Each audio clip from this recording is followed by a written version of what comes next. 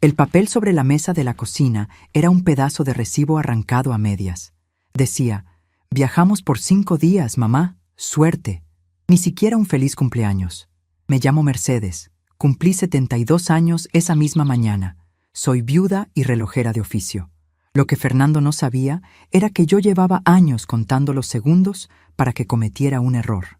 El silencio en una casa que habitualmente está llena de gente tiene una textura pesada, casi espesa. No es un silencio que traiga paz, sino uno que zumba en los oídos, cargado de todo lo que no se dice.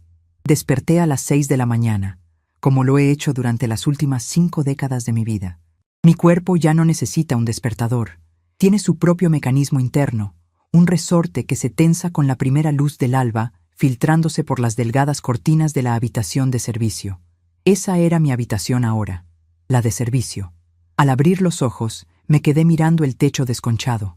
Esperaba escuchar los pasos pesados de mi hijo Fernando en el piso de arriba, el golpeteo neurótico de los tacones de mi nuera Silvia de un lado a otro del pasillo principal, o el volumen estridente de los videos que mi nieto Mateo miraba en su tableta desde la cama. Pero no había nada. Solo el zumbido de la nevera a lo lejos y el crujido ocasional de la madera de esta casa vieja. Una casa que mi difunto esposo Arturo y yo compramos con el sudor de nuestras frentes allá por el año 78. Me levanté despacio. Mis rodillas ya no perdonan los movimientos bruscos. Me puse la bata de lana gris, calcé mis pantuflas gastadas y abrí la puerta de mi cuarto. El pasillo estaba a oscuras. Caminé hacia la cocina, arrastrando un poco los pies sobre las baldosas frías. Al encender la luz fluorescente, el brillo aséptico de los electrodomésticos de acero inoxidable que Silvia había insistido en comprar me lastimó la vista. Todo estaba inmaculado. No había una sola taza de café en el fregadero, ni migas de pan en la encimera. Las sillas estaban perfectamente alineadas. Fue entonces cuando vi el trozo de papel. Estaba justo en el centro de la mesa del comedor diario, sujeto por el salero para que no volara con ninguna corriente de aire. Me acerqué, tomé el papel y leí la caligrafía apresurada de mi hijo. «Viajamos por 5 días, mamá. Suerte». Leí la nota 3 veces. No sentí ganas de llorar. A mis 72 años he aprendido que las lágrimas son un desperdicio de líquido y de energía cuando te enfrentas a la estupidez ajena. Lo que sentí fue una claridad absoluta, fría y metálica. Analicé las palabras. Viajamos. En plural. Los 3. 5 días. Aprovechando el fin de semana largo, seguramente a ese balneario en la costa del que Silvia llevaba hablando semanas, quejándose de lo mucho que necesitaba un descanso del estrés del hogar. Y luego, esa última palabra. Suerte. ¿Suerte para qué? ¿Para no morirme de hambre con la nevera vacía? Porque sabía, sin siquiera abrirla, que no habían dejado compras hechas. Fui hasta el refrigerador y tiré de la manija. Un cartón de leche a la mitad, medio limón seco y un frasco de mostaza. Eso era todo. Sabían perfectamente qué día era hoy. Hace apenas 2 noches, mientras cenábamos, le pregunté a Fernando si podríamos comer algo juntos por mi cumpleaños. Él, sin levantar la vista de su teléfono móvil, me había respondido con esa voz condescendiente que reserva para mí. «Claro, mamá. Compramos algo y comemos aquí. No te preocupes». Mentira. Ya estaban haciendo las maletas. Ya habían planeado irse mientras yo dormía, escabulléndose como ladrones en mi propia casa, dejándome atrás en el día en que supuestamente la familia celebra que sigues viva. Lo hicieron a propósito. Era una demostración de poder. Una forma de decirme, sin palabras, que yo no importaba lo suficiente como para alterar sus planes de descanso. Cerré la nevera con suavidad. No di un portazo. La rabia explosiva es para los novatos. La indignación silenciosa es para quienes planean ganar la guerra. Fui hacia la despensa, busqué detrás de unas latas de conservas viejas y saqué una pequeña caja de cartón blanco. Ayer por la tarde, intuyendo que las promesas de Fernando valían lo mismo que el aire, caminé 6 manzanas hasta la panadería del barrio y me compré un pastel de limón para mí sola. Un pastel pequeño, para una sola persona. Lo escondí ahí porque, si Silvia lo veía en la nevera, lo habría tirado a la basura poniendo esa cara de falso cuidado médico que tanto le gusta usar. Mercedes, El azúcar es veneno para tus articulaciones. Te lo digo por tu bien. Todo lo que me han quitado en los últimos 5 años ha sido siempre por mi bien. Puse el pastel sobre la mesa, justo al lado de la nota miserable de mi hijo. Busqué en el cajón de los cubiertos. Encontré una vela solitaria que había sobrado de algún cumpleaños de Mateo y la clavé en el centro del glaseado de limón. Tomé una caja de fósforos, encendí la vela y me senté en la silla. Me quedé mirando la pequeña llama parpadeante. El desprecio no hace ruido de golpe. Es como el polvo en los engranajes, se acumula en silencio hasta que detiene la máquina entera. Observé la cera derretirse lentamente, cayendo sobre el amarillo brillante del pastel. Mi mente viajó 5 años atrás, al día en que enterramos a Arturo. Mi esposo fue un buen hombre, trabajador, honesto, pero con una visión del mundo muy antigua. Cuando él murió, la casa de repente pareció inmensa. Yo sentía el vacío en cada rincón. Fernando, que siempre ha tenido el talento de disfrazar su avaricia con preocupación filial, vino a verme una semana después del funeral. Traía una carpeta bajo el brazo y una expresión de gravedad ensayada. «Mamá, no puedes quedarte sola en esta casa tan grande. Es peligroso. Silvia y yo hemos hablado, y creemos que lo mejor es mudarnos aquí contigo, para cuidarte, para que no te falte nada. Además, con la economía como está, nos viene bien ahorrar el alquiler de nuestro apartamento y usamos ese dinero para mantener esta propiedad». Yo estaba de luto, vulnerable, cansada. Dije que sí. Fue el error de cálculo más grande de mi vida. La invasión fue gradual, metódica, implacable. Primero fueron los espacios comunes. Los muebles antiguos que Arturo y yo compramos en anticuarios fueron reemplazados por sillones minimalistas y mesas de vidrio porque, según Silvia, mis cosas daban olor a viejo. No protesté. Pensé que era el precio de estar acompañada. Luego vino el asalto a mi privacidad. Un día, Fernando me sugirió que subir y bajar las escaleras principales era malo para mis rodillas. «Deberías mudarte al cuarto de servicio en la planta baja, mamá. Es más seguro para ti, y así nosotros podemos usar la habitación principal y tener más espacio para las cosas de Mateo». Me sacaron de la habitación que compartí con mi esposo durante 40 años. Me instalaron en un cuarto sin ventilación cruzada, donde apenas cabía una cama individual y un armario estrecho. Pero el golpe final, el que me enseñó exactamente quiénes eran, ocurrió hace 2 años, y tuvo que ver con mi trabajo. Soy relojera. No es un pasatiempo, es mi oficio. Lo aprendí de mi padre cuando era una niña. Mientras otras niñas jugaban con muñecas, yo desarmaba relojes de bolsillo estropeados y volvía a armarlos, aprendiendo la paciencia infinita que requiere colocar un resorte minúsculo con unas pinzas de precisión. Durante décadas, mientras Arturo trabajaba en la fábrica, yo reparaba relojes finos, mecánicos y automáticos para las joyerías más exclusivas del centro. Nunca necesité colgar un letrero en la puerta. Los dueños de las joyerías sabían quién era Mercedes y me traían las piezas que sus propios técnicos no podían arreglar. Tenía mi taller montado en la galería acristalada que daba al jardín trasero. Era un espacio lleno de luz natural, fundamental para no forzar la vista, donde guardaba mis herramientas, mis aceites especiales, mis tornos en miniatura. Era mi santuario. Una tarde, regresé del supermercado y encontré mi mesa de trabajo desmontada. Silvia estaba barriendo el suelo de la galería mientras Fernando cargaba mis cajas hacia el sótano. «¿Qué están haciendo?», pregunté, sintiendo que el corazón me daba un vuelco. Silvia se apoyó en la escoba, secándose el sudor de la frente. «Mercedes, no podemos tener todas estas herramientas peligrosas y esos frascos de solvente químicos al alcance de Mateo. Ya está creciendo, trae amigos a casa. Esta galería es perfecta para armarles un salón de juegos».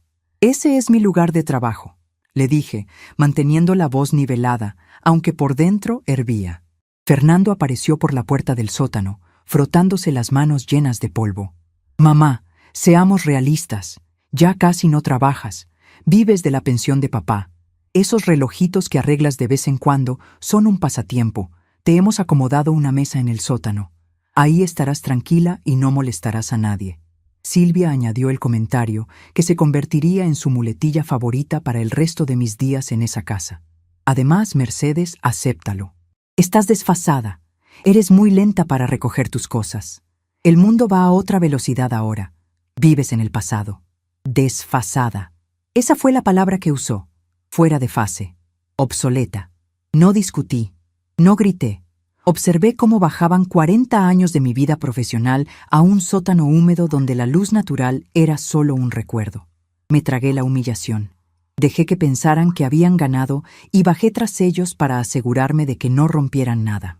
Lo que ni Fernando, ni Silvia, ni siquiera mi difunto Arturo sabían, era que esos relojitos, que yo arreglaba como pasatiempo, habían generado ingresos muy superiores a la pensión de la fábrica. Dinero que nunca toqué para los gastos corrientes de la casa porque Arturo era un hombre orgulloso que insistía en ser el proveedor principal. Dinero que yo había depositado, a lo largo de décadas, en instrumentos financieros a mi propio nombre, gestionados con discreción absoluta. Fernando se creía el dueño de todo, porque cuando Arturo murió, el testamento lo nombraba administrador de los bienes de su padre. Fernando asumió automáticamente que la casa y las cuentas conjuntas eran todo lo que existía. Yo nunca lo corregí. Dejé que pagara los recibos de la luz y el agua. Dejé que se paseara por la casa como el gran señor feudal. Dejé que me trataran como una carga económica. Soplé la vela de mi pastel de limón. El hilo de humo gris subió hacia la lámpara fluorescente y desapareció. Corté un trozo pequeño, lo llevé a mi boca y saboreé la acidez del limón mezclada con el dulzor del azúcar. Estaba delicioso. Me lo comí despacio, masticando cada bocado en el silencio absoluto de la cocina. Terminé mi porción, recogí el plato y lo dejé en el fregadero. No lo lavé. Caminé hacia la puerta del sótano. Abrí la cerradura. Encendí la bombilla desnuda que colgaba del techo y bajé los escalones de madera que crujían bajo mi peso. El olor a humedad y a encierro me recibió, mezclado con el aroma metálico del latón y el aceite de relojero. Fui hasta mi mesa de trabajo, que estaba arrinconada contra la pared de piedra. Encendí la pequeña lámpara articulada sobre la mesa. Su luz blanca y concentrada iluminó mi tapete verde de corte. Allí, descansando en el centro, estaba mi herramienta más preciada. La tomé entre mis dedos. Era mi lupa de relojero de monóculo con borde de latón desgastado. El latón había perdido su brillo original décadas atrás, oscurecido por la grasa de mi piel y el roce constante de mis cejas, amoldándose perfectamente a la cuenca de mi ojo derecho. Me coloqué el monóculo, encajándolo con un leve movimiento de los músculos faciales. De inmediato, el sótano desapareció. El mundo exterior se desvaneció. Mi visión se redujo a un círculo perfecto de claridad aumentada, un universo donde lo minúsculo cobraba un tamaño colosal, donde los defectos invisibles a simple vista se revelaban como montañas y cráteres. Sobre la mesa, desarmado, yacía un cronógrafo suizo antiguo que estaba limpiando. Observé los engranajes esparcidos, la rueda de escape, el áncora, el muelle real. Un reloj es un milagro de la física cooperativa. Cada pieza, por diminuta que sea, tiene una función crítica. Si la rueda dentada más pequeña pierde un solo diente, o si acumula una fracción de milímetro de polvo, todo el sistema falla. El reloj pierde tiempo, se desfasa. Fernando y Silvia creían que yo era un engranaje roto, una pieza inútil que podían apartar a un lado sin que la maquinaria de sus vidas sufriera las consecuencias. Lo que no entendían es que yo era el muelle real. Yo era la pieza que mantenía la tensión de toda la estructura. Y hoy, exactamente a mis 72 años, el muelle había decidido soltarse de golpe. Me quité la lupa de latón y la guardé en el bolsillo de mi bata. Miré el pequeño calendario de pared que tenía colgado frente a mí. Mi hijo me había regalado 5 días. 5 días de ausencia. 5 días sin interferencias, sin preguntas pasivo-agresivas, sin tener que esconderme en mi propia casa. Para una persona impaciente, 5 días es poco tiempo. Para una relojera, 5 días son 120 horas, 7.200 minutos, 432.000 segundos. Es una eternidad. Es tiempo más que suficiente para desmontar una vida entera, limpiar las piezas podridas y volver a ensamblar el mecanismo en una carcasa completamente nueva. Apagué la luz del sótano y volví a subir las escaleras. Esta vez, mis rodillas no me dolieron. Había un propósito en cada paso que daba. Fui directamente a la que ahora era la habitación de Fernando y Silvia, mi antiguo dormitorio. La puerta estaba cerrada, pero no con llave. Entré. El olor a perfume caro de mi nuera y a loción de afeitar inundaba el ambiente. La cama estaba deshecha, ropa tirada sobre la silla. Ni siquiera se molestaron en ordenar antes de irse de vacaciones. Caminé hacia el enorme vestidor que Arturo había construido con sus propias manos. No toqué nada de valor. No me interesaban sus joyas de diseñador ni los relojes inteligentes y vulgares de Fernando. Me arrodillé con dificultad junto a la base del armario empotrado, en la esquina más oscura. Allí, debajo de una falsa tabla de madera que Arturo instaló para guardar sus documentos importantes y que Fernando jamás descubrió porque estaba demasiado ocupado mirando sus propias cuentas bancarias, había un hueco. Metí la mano y saqué una carpeta de cuero marrón, plana y discreta. La abrí sobre la cama revuelta de mi hijo. Adentro estaban los documentos que probaban quién era yo realmente. Las escrituras de la casa, sí, que estaban a nombre de la sociedad conyugal, pero también otros papeles mucho más interesantes. Libretas de ahorros, certificados de depósito y los registros de una cuenta privada que llevaba engordando desde 1985, alimentada por cada reloj de lujo que salvé de la ruina. Cerré la carpeta y la apreté contra mi pecho. Fui hasta la mesita de noche donde descansaba el teléfono fijo de la casa, un aparato que ya solo usaba yo. Levanté el auricular y marqué un número que me sabía de memoria. Esperé 3 tonos. Despacho del licenciado Ignacio Montenegro. Buenos días, respondió una voz femenina. Soy Mercedes. Pásame a Ignacio, por favor. Hubo una breve pausa. Luego, la voz grave y rasposa de mi abogado, un hombre de mi misma generación, viejo amigo de Arturo, pero cuya lealtad profesional y personal siempre estuvo conmigo desde el día en que le pedí que estructurara mis finanzas sin que mi familia lo supiera. Mercedes, mujer, feliz cumpleaños, dijo Ignacio con tono cálido. ¿Qué te regalaron este año? ¿Por fin te llevaron a ese restaurante que querías? Miré la cama deshecha de mi hijo. Me regalaron tiempo, Ignacio. Respondí con la voz serena y firme. Me regalaron 5 días de casa vacía. Acaban de irse de viaje y me dejaron una nota en la mesa. Hubo un silencio pesado al otro lado de la línea. Ignacio conocía perfectamente la situación en mi casa. Llevaba años escuchándome, aconsejándome que actuara, que los pusiera en su lugar, que reclamara lo que era mío.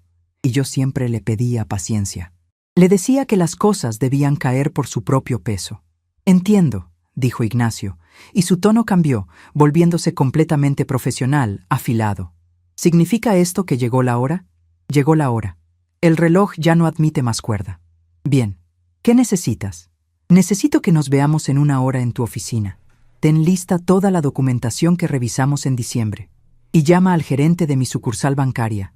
Dile que voy para allá hoy mismo, que preparen las transferencias y los cheques de gerencia de los que hablamos. Lo tendré todo listo, Mercedes. Te espero. Colgué el teléfono. Fui a mi diminuta habitación de servicio. Saqué una maleta pequeña de debajo de la cama. Una maleta de cabina, de tela negra, sencilla. Comencé a guardar ropa. 3 mudas completas, ropa interior, mis zapatos más cómodos, mi neceser con las medicinas. No empacaba para unas vacaciones, empacaba para no volver. Luego bajé por última vez al sótano. Tomé una caja metálica acolchada por dentro y guardé mis herramientas esenciales. Mis pinzas de titanio antimagnético, mis destornilladores de precisión, mis aceites y mi lupa de latón que guardé cuidadosamente en el bolsillo interior de mi abrigo de lana. Las herramientas pesadas y los tornos se quedarían ahí. Ya compraría nuevos. Tenía dinero de sobra para comprar la fábrica entera si quisiera. Cerré la maleta. Me puse el abrigo. Caminé por el pasillo hacia la puerta de entrada. Me detuve un instante frente al espejo de cuerpo entero del recibidor. Vi a una mujer de 72 años, con el cabello completamente blanco, recogido en un moño severo, el rostro surcado por las líneas del tiempo, pero con la espalda recta. No había fragilidad en la imagen que me devolvía el cristal. Había una determinación gélida. Pasé por la cocina una última vez. La nota de Fernando seguía allí, sujeta por el salero. Viajamos por 5 días, mamá. Suerte. Metí la mano en el bolsillo, saqué un bolígrafo y, debajo de su caligrafía apresurada, escribí con mi propia letra, firme y clara. Tomé mi maleta por el asa retráctil, abrí la puerta principal de la casa y salí a la calle. El aire de la mañana estaba fresco, el sol brillaba alto y fuerte. Cerré la puerta tras de mí, escuchando el clic metálico de la cerradura cerrándose. Era mi cumpleaños, y me iba al banco. El ruido de las pequeñas ruedas de plástico de mi maleta sobre las baldosas de la acera sonaba como un segundero amplificado. Clac, clac, clac. Era un ritmo constante, metódico, que me acompañaba mientras caminaba hacia la avenida principal. El aire de la mañana todavía conservaba ese filo frío que te despierta los sentidos. Un contraste absoluto con el ambiente viciado y opresivo que había dejado atrás en la casa. A mis 72 años, caminar arrastrando equipaje debería haberme costado un poco de aliento, pero la verdad es que sentía los pulmones más limpios que en el último lustro. Levanté la mano, y un taxi amarillo se detuvo junto al bordillo. El conductor, un hombre joven con ojeras profundas y música a volumen bajo, se bajó apresurado para ayudarme con la maleta. «Buenos días, señora. ¿Al centro?», preguntó, cerrando el maletero con suavidad. «A la sucursal principal del Banco del Comercio, por favor, la que está frente a la Plaza Vieja», respondí, acomodándome en el asiento trasero. El viaje duró apenas 20 minutos, pero para mí fue como atravesar una frontera invisible. Miraba por la ventanilla cómo la ciudad despertaba. Las persianas metálicas de los negocios subían. La gente corría con vasos de café de cartón. Los autobuses rugían en las esquinas. Todos atrapados en la maquinaria del día a día, corriendo contra el reloj. Yo, en cambio, sentía que finalmente había tomado el control de las manecillas. La paciencia no es simplemente saber esperar con los brazos cruzados. Es saber exactamente qué hacer en silencio mientras los demás creen que te has rendido. El taxi me dejó en la esquina de la plaza. El edificio del banco era una estructura imponente de piedra gris y columnas gruesas. Un diseño de los años 50 hecho para proyectar solidez. Empujé la pesada puerta de cristal y el aire acondicionado me recibió con su aliento helado. El interior era un murmullo constante de voces bajas y el repiqueteo de teclados. Ignoré la fila de las ventanillas normales y caminé directamente hacia el pasillo lateral, el que tenía las oficinas con puertas de madera y paneles de vidrio esmerilado. La secretaria de la entrada, una mujer de traje impecable, levantó la vista de su monitor. «Buenos días, señora. ¿Tiene cita? Dígale a don Roberto Castillo que Mercedes está aquí. Él me está esperando», dije, apoyando ambas manos sobre el mostrador. No pasaron ni 30 segundos cuando la puerta del fondo se abrió. Roberto Castillo, el gerente general de la sucursal, salió caminando a paso rápido. Era un hombre de unos 50 años, de traje a medida y cabello raleado, que siempre me trataba con una mezcla de respeto absoluto y cierta fascinación. Él conocía la historia detrás de mis manos manchadas de aceite y mis abrigos de lana sencillos. «Doña Mercedes, qué alegría verla. Pase, por favor. Feliz cumpleaños», dijo, ofreciéndome el brazo para guiarme a su oficina. Me senté en la silla de cuero frente a su escritorio. Roberto cerró la puerta, aislando el ruido del salón principal. Sirvió 2 vasos de agua con pulso firme y se sentó frente a mí, entrelazando los dedos sobre la mesa de caoba. «El licenciado Montenegro me llamó hace media hora», comenzó Roberto, bajando el tono de voz a un nivel confidencial. «Me dijo que venía a hacer un movimiento importante. Tengo sus expedientes listos». Asentí despacio. Saqué de mi bolso la carpeta de cuero marrón que había rescatado del fondo del armario de mi hijo. La abrí y deslicé sobre el escritorio las libretas antiguas y los estados de cuenta más recientes. «Quiero cerrar todo, Roberto. Cada cuenta, cada fondo, cada depósito a plazo fijo que esté bajo mi nombre en esta institución. Quiero el saldo total en un cheque de gerencia a mi nombre, y quiero que se emita hoy mismo». Roberto miró los papeles y luego me miró a mí. No había sorpresa en sus ojos, solo la confirmación de algo que él, como buen observador, sabía que eventualmente pasaría. Él era quien había visto crecer esos números año tras año. Él sabía que cada centavo allí provenía de los relojes de lujo que yo desarmaba y volvía a armar en la madrugada mientras mi familia dormía. Sabía del Patek Philippe de 1940 que salvé de la corrosión, del Rolex Daytona que restauré pieza por pieza para un coleccionista extranjero. Fernando creía que mis ingresos eran un mito de abuela, una propina para comprar hilo y agujas. Doña Mercedes, estamos hablando de $480,000 al cambio de hoy. Es el trabajo de toda su vida, dijo Roberto, tocando el borde de la libreta con la punta del dedo. Si emitimos un cheque por esa cantidad, debe tener un destino seguro de inmediato. No quiero que ande por la calle con ese documento en el bolso. El destino está arreglado. Ignacio ya abrió una cuenta a mi nombre en una entidad privada que no tiene sucursales al público. Nadie de mi familia sabe que esa institución existe, y mucho menos que yo soy cliente. Usted solo imprima el cheque. Cuando un reloj se oxida por dentro, no puedes simplemente pasarle un trapo por fuera para que brille. Tienes que desarmarlo pieza por pieza, sumergir los engranajes en solvente, raspar la mugre acumulada y desechar las partes que ya no sirven. Eso es exactamente lo que estaba haciendo con mi patrimonio. Estaba sacando mi esfuerzo de la carcasa podrida que era mi dinámica familiar. Roberto asintió sin hacer más preguntas. Tecleó en su computadora durante unos minutos que transcurrieron en un silencio cómodo. El zumbido de la impresora láser rompió la quietud. Roberto tomó el papel de seguridad, lo firmó con un trazo enérgico, le estampó 2 sellos secos y me lo entregó dentro de un sobre grueso de color azul oscuro. Tomé el sobre. Pesaba menos que una pluma, pero contenía 40 años de mi vista cansada, de mi pulso firme, de mis silencios en la mesa mientras Fernando y Silvia se jactaban de sus pequeños logros corporativos. Lo guardé en el bolsillo interior de mi abrigo, justo al lado de mi lupa de relojero. Gracias, Roberto, por todos estos años de discreción, le dije, poniéndome de pie.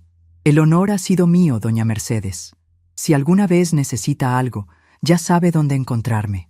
Salí del banco con la misma tranquilidad con la que había entrado. El sol ya estaba más alto, calentando las baldosas de la plaza. Caminé hacia un pequeño café de la esquina. Me senté en una mesa al aire libre y pedí un café negro. Necesitaba un momento de pausa antes de la segunda parada. Estaba dando el primer sorbo cuando mi teléfono móvil, un aparato viejo y de botones grandes que Fernando me había comprado para emergencias, empezó a vibrar sobre la mesa metálica. Miré la pantalla. Decía, «Hijo». Dejé la taza en el platito. Respiré hondo. El corazón no se me aceleró. Apreté el botón verde y me llevé el aparato a la oreja. «¿Bueno?», dije con el tono neutro de siempre. «Mamá, por fin contestas. Llevo llamándote desde hace 10 minutos».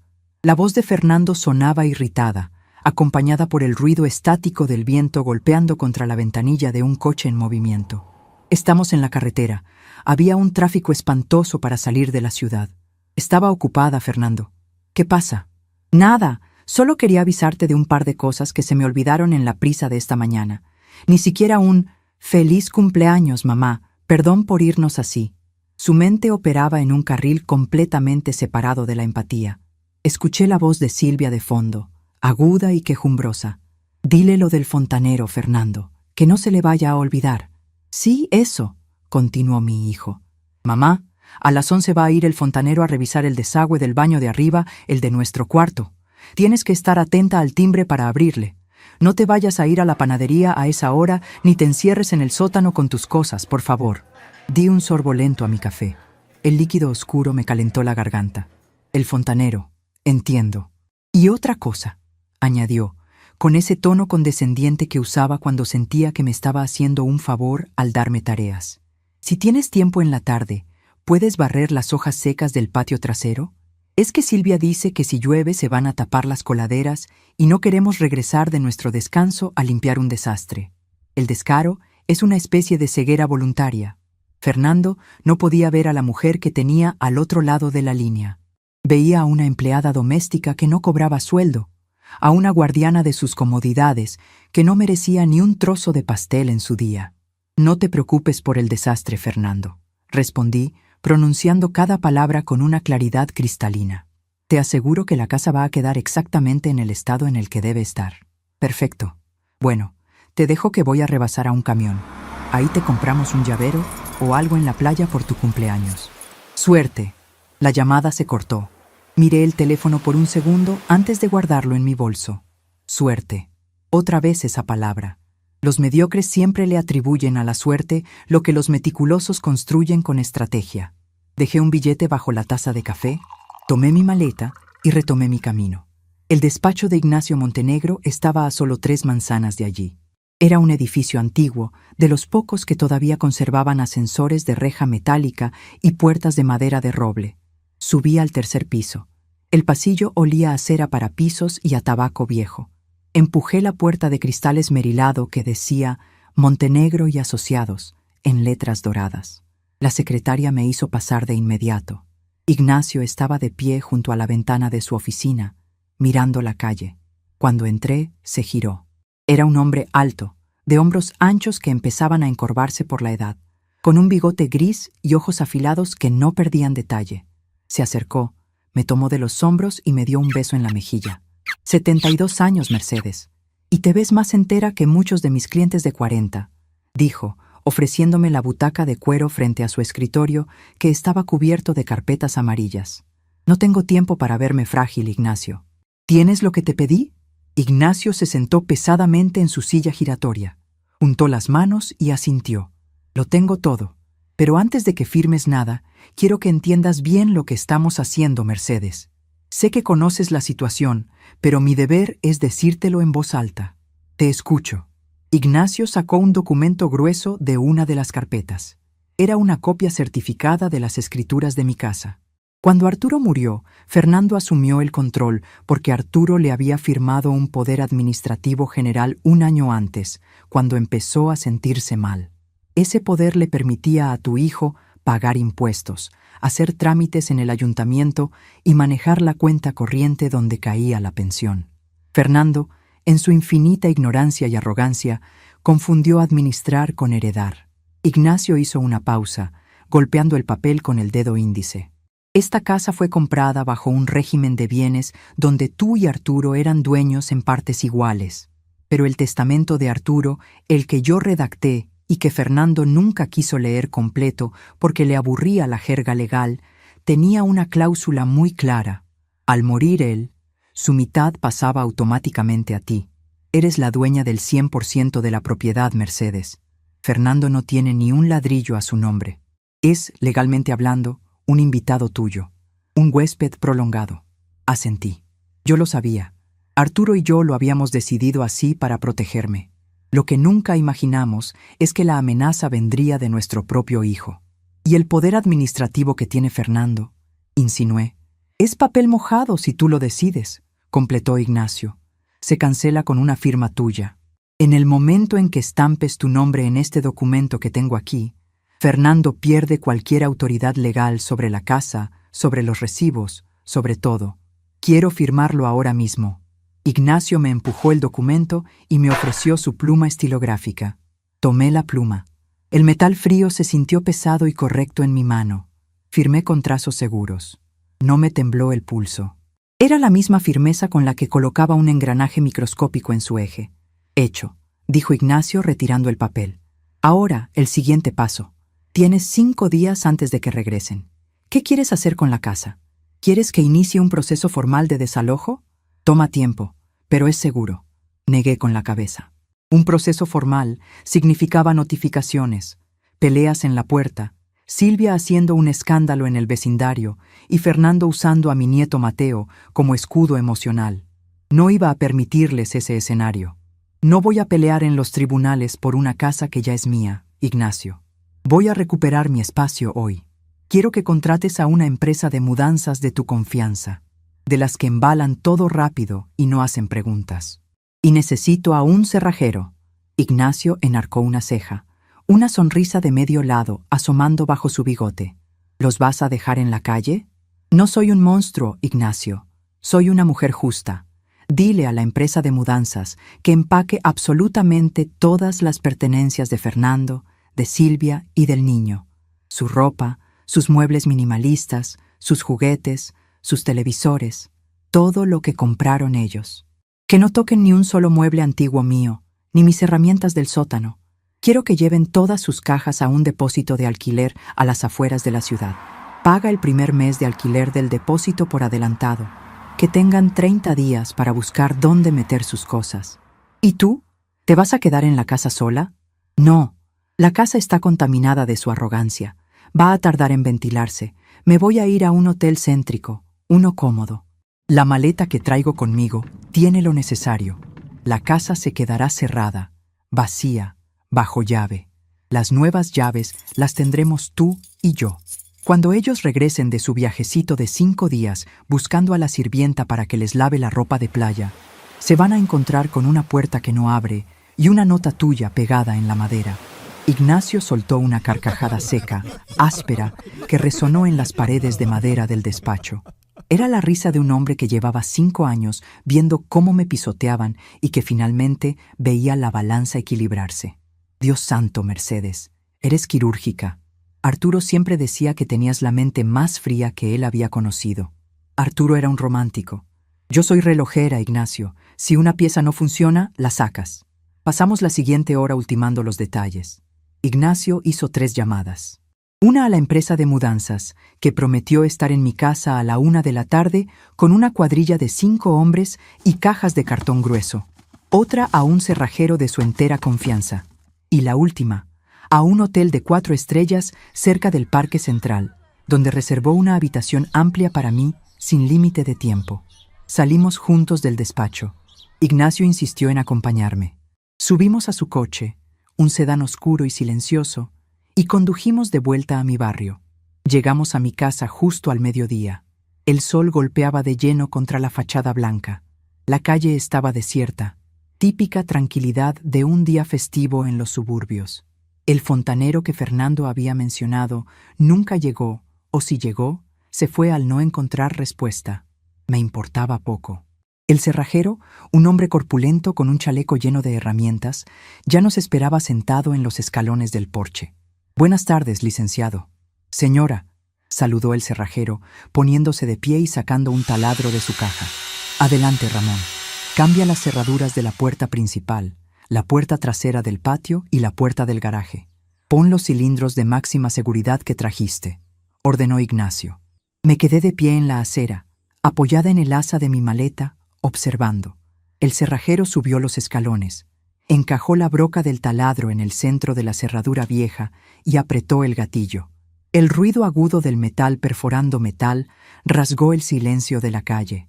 Las virutas doradas cayeron sobre el tapete de bienvenida que Silvia había comprado. Uno que decía «Hogar, dulce hogar», en letras cursivas ridículas. Vi cómo el tambor de la vieja cerradura cedía, cómo el cerrajero lo extraía con unas pinzas y lo tiraba al fondo de su caja de herramientas. Era el tambor que las llaves de Fernando y Silvia habían girado durante 5 años con total impunidad. Ya no existía. Unos minutos más tarde, el camión de mudanzas dobló la esquina y aparcó frente a la casa. 5 hombres con fajas lumbares bajaron por la rampa trasera, cargando rollos de plástico burbuja y cajas aplastadas. Ignacio les hizo una seña y abrió la puerta principal, que ya tenía el cilindro nuevo instalado, pero sin asegurar. «Muy bien, muchachos», les dijo Ignacio a los de la mudanza. «Todo lo que esté en la habitación principal de arriba, la habitación del niño y los muebles modernos del salón. Empaquen con cuidado, pero rápido. La señora es la dueña, y yo soy su abogado. Todo está en regla. Tienen la tarde entera». Los hombres entraron en fila, como un ejército de hormigas trabajadoras. No quise entrar. No necesitaba ver cómo desmontaban la farsa. Me quedé afuera, sintiendo el sol en el rostro. Ignacio se acercó a mí y me entregó un juego de llaves pesadas, brillantes, recién cortadas. «Aquí tienes. El control total». Apreté las llaves en mi puño. Las puntas dentadas del metal se clavaron ligeramente en mi palma. Un dolor minúsculo que me anclaba al presente, a la realidad innegable de lo que acababa de hacer. El mecanismo estaba en marcha. Los engranajes giraban a mi favor, implacables y silenciosos. Fernando y Silvia estaban ahora mismo tumbados en alguna toalla de playa, bebiendo algo frío, quejándose del precio de los mariscos y creyendo que el mundo les pertenecía. No tenían ni la más mínima idea de que su mundo acababa de ser desarmado y guardado en cajas de cartón. Miré a Ignacio y le di una palmada suave en el brazo. «Llévame al hotel, Ignacio. Tengo un cheque que guardar en la caja fuerte de mi habitación y un pastel de cumpleaños que por fin quiero terminar de celebrar». Le di la espalda a la casa. Arrastré mi pequeña maleta de tela negra hacia el coche de mi abogado y no miré atrás. El ruido de las ruedas sobre el asfalto ya no sonaba como un segundero marcando la espera. Sonaba a tiempo recuperado. El movimiento estaba hecho. No había vuelta atrás. El vestíbulo del hotel olía a lirios frescos y a cera de abejas. Era un aroma sutil, elegante, diseñado específicamente para tranquilizar, para decirle a cualquiera que cruzara sus pesadas puertas giratorias de cristal que allí adentro el mundo exterior, con su prisa y su ruido, no podía hacerle daño. Caminé sobre la alfombra gruesa del pasillo, arrastrando mi pequeña maleta de tela negra. Las ruedas apenas hacían ruido aquí, amortiguadas por el tejido denso que cubría el suelo. A mi lado caminaba un botones joven, de uniforme impecable, que se había ofrecido a llevar mi equipaje con una sonrisa genuina. No me miró con lástima. No me trató con esa condescendencia masticada que la gente joven suele reservar para las mujeres de cabello blanco. Me trató como a una huésped, como a una persona que ocupa un lugar en el mundo por derecho propio. Llegamos a la puerta de la habitación en el 7º piso. El muchacho deslizó la tarjeta magnética, empujó la puerta de madera maciza y encendió las luces. Entré detrás de él. La habitación era inmensa.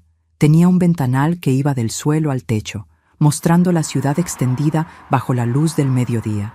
Un hervidero de calles y edificios que desde aquí arriba parecía inofensivo. Había una cama enorme en el centro, sábanas blancas y tensas, un escritorio de madera oscura y 2 sillones de lectura junto a la ventana. El muchacho dejó mi maleta sobre el soporte de metal al pie de la cama. Abrí mi bolso, saqué un billete y se lo entregué. Él me dio las gracias con una leve inclinación de cabeza y salió, cerrando la puerta con un clic suave y definitivo. Me quedé de pie en el centro de la habitación. Escuché. El silencio de este lugar era completamente distinto al silencio de mi casa. El silencio que yo había dejado atrás esa mañana era un silencio enfermo, cargado de hostilidad, el silencio de quienes callan porque están planeando su próximo golpe o porque te ignoran deliberadamente. Este silencio, en cambio, era limpio. Era el silencio de la privacidad absoluta. Nadie iba a abrir esa puerta sin llamar. Nadie iba a quejarse de que mis pasos hacían crujir la madera. Nadie iba a decirme que mi presencia estorbaba. Caminé hacia el armario empotrado. Al abrirlo, encontré la caja fuerte digital atornillada a la pared del fondo. Saqué de mi abrigo el sobre azul oscuro que Roberto Castillo me había entregado en el banco. Adentro estaba el cheque de gerencia por $480,000. El trabajo de toda mi vida, el fruto de mis madrugadas, de mi vista cansada, de mi pulso firme. Lo metí en la caja fuerte, tecleé un código de 4 números, cerré la pequeña puerta de acero y comprobé que estuviera asegurada. Solo entonces, cuando el mecanismo hizo tope y la luz verde parpadeó, sentí que las rodillas me temblaban. No era miedo. Era el colapso repentino de una estructura que había estado soportando un peso antinatural durante demasiado tiempo. La adrenalina de la mañana, que me había mantenido alerta y precisa en el despacho del abogado y frente a la casa mientras cambiaban las cerraduras, de pronto se evaporó. Me dejé caer sobre el borde de la cama inmensa. El colchón cedió con una suavidad que casi me hizo llorar. Mi cama en el cuarto de servicio, la que Fernando y Silvia me habían asignado, era un catre estrecho con un colchón vencido que me clavaba los resortes en las costillas cada vez que me daba la vuelta. Ellos decían que un colchón firme era bueno para la postura de los ancianos. Me quité los zapatos. Sentí el contacto de mis pies descalzos con la alfombra mullida. Me tumbé hacia atrás, mirando el techo blanco, liso, sin una sola mancha de humedad. Cerré los ojos y respiré hondo. El aire acondicionado zumbaba apenas, un murmullo blanco. Dormí, no sé cuánto tiempo. Dormí con la pesadez de una piedra cayendo al fondo de un pozo, sin soñar, sin moverme, sin tener un solo oído puesto en la puerta, esperando escuchar el llanto de mi nieto, o los gritos de mi nuera. Cuando desperté, la luz que entraba por el ventanal ya no era dorada, sino de un azul profundo. Había anochecido. La ciudad entera estaba iluminada. Me senté en la cama, sintiendo una extraña ligereza en el cuello. Encendí la lámpara de noche y busqué el menú del servicio de habitaciones que descansaba sobre la mesita. Lo abrí. Durante los últimos 5 años, mi dieta había sido dictada por Silvia. Ella controlaba la cocina con puño de hierro y una hipocresía disfrazada de interés médico. Mercedes, la carne roja te inflama las articulaciones, decía, sirviéndome una porción diminuta de pollo hervido sin sal, mientras Fernando cortaba un filete jugoso frente a mí. Mercedes, el vino es pésimo para tu presión, decretaba, retirando la botella de la mesa, a pesar de que mi presión arterial siempre había sido perfecta, y era ella quien se bebía 3 copas cada noche para soportar a su propio marido. Levanté el auricular del teléfono y marqué el número del restaurante del hotel. Buenas noches. Quiero pedir la cena para la habitación 704, dije con la voz firme. Quiero un corte de carne, término medio, con patatas asadas y mucha mantequilla, y una copa de vino tinto, el mejor que tengan por copa. No, mejor tráigame la botella entera. Y de postre, una tarta de chocolate. Colgué el teléfono. Media hora después, un camarero empujaba un carrito de servicio con manteles blancos y cubiertos de plata dentro de mi habitación. Lo colocó junto a la ventana, destapó los platos, dejando escapar el vapor aromático de la carne recién hecha, descorchó el vino y se retiró discretamente. Me senté a la mesa, corté el primer trozo de carne, el jugo manchó las patatas. Me lo llevé a la boca, el sabor a sal, a grasa, a hierro, a pura vida, me inundó el paladar. Bebí un sorbo de vino. El líquido oscuro y espeso me bajó por la garganta calentándome el pecho. Comí despacio, mirando las luces de los coches en la avenida, fluyendo como un río de diamantes, rojos y blancos. Terminé la cena, dejé los cubiertos sobre el plato vacío y busqué en el bolsillo de mi abrigo. Saqué mi lupa de relojero, el pequeño monóculo de latón desgastado que se amoldaba a mi ojo derecho. Me lo coloqué. Miré la ciudad a través del cristal de aumento. Todo se volvió borroso, excepto lo que estaba a 3 centímetros de mi rostro. La lupa no sirve para mirar a lo lejos, sirve para ver los detalles minúsculos de lo que tienes justo enfrente, para examinar las fisuras que a simple vista pasan desapercibidas. Con la lupa puesta, mi mente viajó 7 años atrás. Arturo todavía estaba vivo, aunque sus pulmones ya le exigían estar conectado a una máquina de oxígeno la mayor parte del día. Estábamos en nuestro dormitorio, la habitación grande que Silvia me robaría más tarde. Era una tarde de noviembre, fría y gris. Arturo estaba sentado en su sillón de orejas, mirando por la ventana, con la respiración silbando rítmicamente. Yo estaba sentada a los pies de la cama, doblando ropa. Esa tarde, Ignacio Montenegro había venido a la casa. Habían estado encerrados en el despacho de Arturo durante 1 hora. Cuando Ignacio se fue, Arturo me llamó. Me acerqué a él y le tomé la mano. Su piel estaba delgada, casi transparente, manchada por la edad. Mercedes, me dijo, con la voz rota por el esfuerzo de hablar. Acabo de firmar el testamento definitivo. Cuando yo me vaya, mi mitad de la casa pasa directamente a ti. No a Fernando, a ti. Eres la dueña absoluta. Yo lo miré, sorprendida. Arturo siempre había sido un hombre tradicional, de los que creían que el hijo varón debía heredar el control del patrimonio para cuidar de la viuda. ¿Por qué, Arturo? Fernando se va a ofender profundamente, le respondí. Arturo apretó mi mano con una fuerza que no creí que le quedara. Sus ojos, rodeados de arrugas oscuras, me miraron con una lucidez aterradora. Porque nuestro hijo es un cobarde, Mercedes, dijo Arturo, y cada palabra le costó un esfuerzo tremendo. Y los cobardes, cuando sienten que tienen poder, se vuelven tiranos. Yo lo crié. Yo le perdoné todas las deudas, le tapé todos los fracasos. Cuando robó dinero de la caja de la fábrica para pagar sus estupideces a los 20 años, yo lo cubrí. Pensé que lo estaba protegiendo, pero solo lo estaba pudriendo por dentro. Si le dejo la mitad de esta casa, te va a arrinconar. Te va a asfixiar hasta que le entregues lo tuyo. No confíes en él. Te lo ruego. Protégete de nuestra propia sangre. Ese fue el último momento de verdadera honestidad que compartí con mi esposo antes de que la enfermedad le apagara la mente. Arturo sabía exactamente qué clase de monstruo habíamos criado. Su testamento no fue un acto de administración, fue una confesión de culpa. Fue su forma de pedirme perdón desde la tumba por haberme dejado a merced de un egoísta. Me quité la lupa del ojo y la dejé sobre el mantel blanco del hotel. Durante los 5 años que siguieron a la muerte de Arturo, yo me había negado a aceptar su advertencia. Pensé que mi esposo, en su agonía, había exagerado. Pensé que el amor de madre podía limar las asperezas del carácter de Fernando. Que si yo cedía, si le dejaba administrar las cuentas corrientes, si aceptaba a Silvia en mi casa, la gratitud terminaría por ablandarlos. Actué como una relojera novata, creyendo que un engranaje deformado puede enderezarse a base de paciencia y buena voluntad. Pero los engranajes deformados no se enderezan. Si los dejas dentro de la maquinaria, terminan por destrozar las piezas sanas que están a su alrededor. Apagué la luz de la habitación y me fui a dormir por segunda vez en el día. Los siguientes 3 días transcurrieron con una rutina que yo misma me fui inventando. Una rutina de libertad absoluta que al principio me daba vértigo y luego se volvió tan natural como respirar.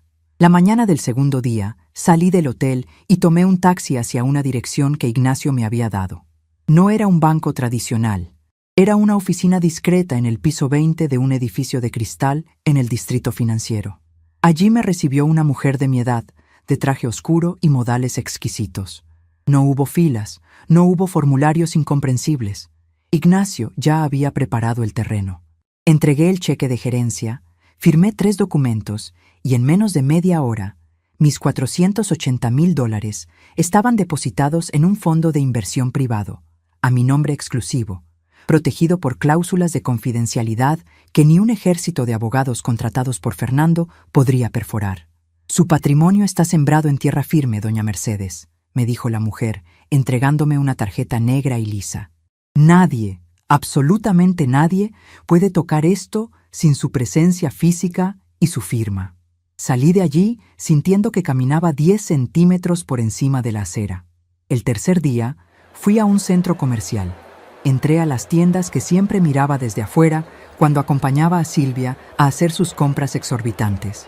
Me compré ropa nueva, 2 blusas de lino fino, un par de zapatos de cuero suave que no me apretaban los empeines, un abrigo color crema que me hacía ver luminosa y un bolso de buena factura. Pagué todo con mi tarjeta nueva. No sentí ni una gota de remordimiento. El dinero que yo había ganado limpiando esferas de relojes suizos bajo una luz fluorescente mientras mi familia dormía, ahora me vestía de dignidad. Esa misma tarde, mientras tomaba un té en la terraza de una cafetería, mi teléfono viejo vibró en el fondo de mi bolso nuevo. Lo saqué. Eran mensajes de texto de Fernando. Mamá, fuimos a comer mariscos. Carísimo todo, pero Silvia necesitaba relajarse. Acuérdate de barrer el patio trasero. Dicen que mañana va a llover por allá. Mateo se quemó con el sol. Está insoportable. Menos mal que no viniste. Te habrías cansado mucho. Suerte. Leí los mensajes mientras le daba un sorbo a mi té de manzanilla. La desconexión entre la realidad que Fernando creía gobernar y la realidad que yo ya había ejecutado era casi cómica. Él me imaginaba en la casa vieja, sudando con una escoba en el patio, cuidando las hojas secas para que sus desagües no se taparan, agradeciendo silenciosamente que no me hubieran llevado al viaje para no cansarme. Tecleé una respuesta corta. El patio está limpio. Disfruten el sol. Envié el mensaje y guardé el teléfono. No era una mentira. El patio estaba limpio. La casa entera estaba limpia de ellos. El cuarto día fue el más extraño de todos. Por la tarde, Ignacio pasó a buscarme por el hotel en su coche oscuro. No dijo a dónde íbamos, pero yo lo sabía. Condujimos durante media hora hacia las afueras de la ciudad, dejando atrás los edificios altos y adentrándonos en una zona industrial llena de naves metálicas y caminos polvorientos. Ignacio detuvo el coche frente a un inmenso complejo de trasteros y guardamuebles, rodeado por una cerca de alambre. Bajamos del vehículo.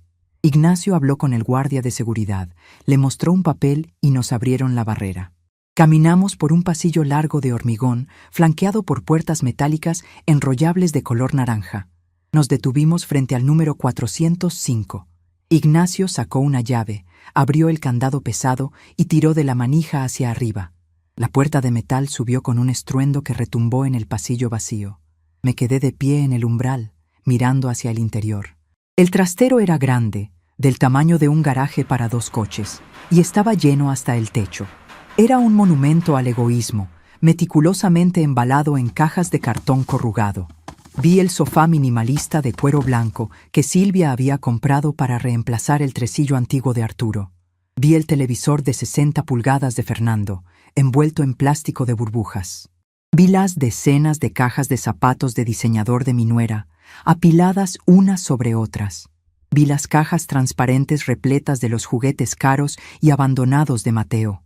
Toda su vida, toda su identidad, todo lo que ellos consideraban importante, desterrado a una caja de hormigón en las afueras de la ciudad. Ignacio se quedó a mi lado, en silencio, esperando mi reacción. Supongo que esperaba que yo llorara o que sintiera un pinchazo de duda. Después de todo, estaba viendo las pertenencias de mi único hijo tiradas en un depósito frío. La sociedad nos ha enseñado que el vínculo de la sangre es inquebrantable, que una madre debe perdonar cualquier humillación, que la paciencia materna es un pozo sin fondo. Pero mientras miraba esas cajas, otra memoria me asaltó, clara y nítida como un cristal recién pulido. Ocurrió hace 2 años. El día que decidieron desmantelar mi taller en la galería acristalada. Fernando había bajado mis mesas al sótano, y yo había subido a mi antigua habitación, la que ellos ya ocupaban, para buscar un paño de microfibra que había olvidado. La puerta estaba entornada. Silvia y Fernando estaban adentro, discutiendo en voz baja. Yo me detuve en el pasillo. «Es que no la soporto, Fernando», decía Silvia, con la voz cargada de veneno. «Huele a viejo, huele a aceite de máquina. Se pasea por la casa como si fuera un fantasma. Me pone nerviosa. Mateo ni siquiera quiere acercarse a ella porque dice que la abuela siempre está callada y asusta».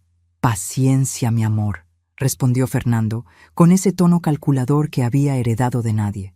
«Está vieja, no le queda mucho tiempo. Mientras ella esté aquí, no pagamos alquiler, no pagamos impuestos de la casa, y ella cubre sus propios gastos médicos con lo que le da el gobierno. Es un negocio redondo. Déjala que se pudra en el sótano con sus relojitos. Nosotros ya somos los dueños de esto.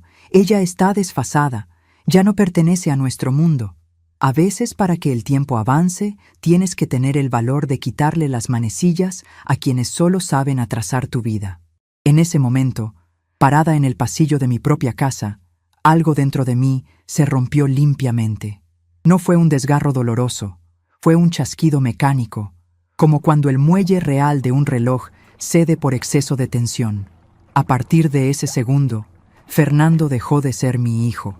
Se convirtió en un inquilino hostil, en un parásito que yo toleraría únicamente hasta que tuviera la fuerza y la estrategia para extirparlo sin que me causara daño. La culpa es un veneno lento que te tomas todos los días, esperando ingenuamente que sea el otro quien se muera. Y yo me negaba a morir envenenada por el recuerdo de un hijo que solo existía en mi imaginación. De pie frente al trastero número 405, miré a Ignacio. «Hicieron un buen trabajo los de la mudanza», dije, con la voz totalmente nivelada. Ignacio me miró, asombrado por mi frialdad, y luego sonrió, una sonrisa de respeto profundo. «Todo está inventariado, Mercedes. El primer mes de alquiler está pagado a tu nombre. Tienen 30 días para sacar sus cosas de aquí. Si no lo hacen, la empresa de trasteros tiene derecho a subastar el contenido». «Es problema de ellos ahora», respondí. «Cierra la puerta, Ignacio. Empieza a hacer frío». Ignacio bajó la puerta metálica. El estruendo resonó de nuevo. Puso el candado, me entregó la llave y caminamos de regreso al coche. El viaje de vuelta al hotel lo hicimos en un silencio cómodo. El mecanismo ya estaba ajustado. Las piezas viejas habían sido retiradas, limpiadas y guardadas. Ahora solo faltaba dar cuerda al reloj y dejar que el tiempo hiciera su trabajo. Y el tiempo llegó la mañana del 5.º día. Desperté temprano en mi cama de hotel.